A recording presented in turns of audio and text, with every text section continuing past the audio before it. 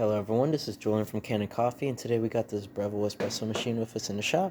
And pretty much what has happened to this machine is it was leaking on the counter, just sitting there idle.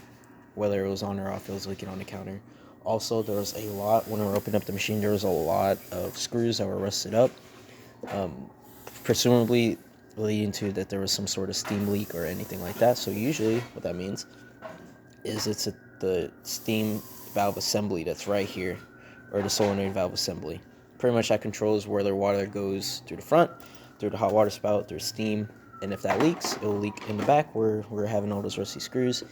And yeah, so what we did is we replaced that. We did a tune-up on the complete machine, and yeah, we're ready to test the machine out.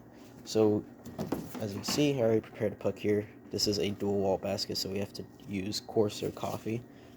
And I did not measure this coffee at all, or anything like that, so if it goes too fast, too slow, don't worry about that. Just grabbing a glass here to test, and we're just going to do a double. And we're looking to see if this thing goes into pre-infusion and then jumps into the espresso range, just to make sure it's pressurizing well. As you can see, pre-infusion is kicking on. Now it's going to jump. Now we're making coffee.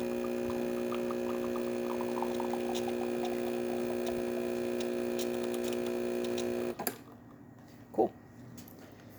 Decent shot. Now we're going to test the hot water function by just clicking this. Hot water coming out a steady stream. Looking good. Also, the steam wand, we're going to move it out the way just to do that. It's going to shoot a little bit of hot water out first, but that's just because it's trying to warm up.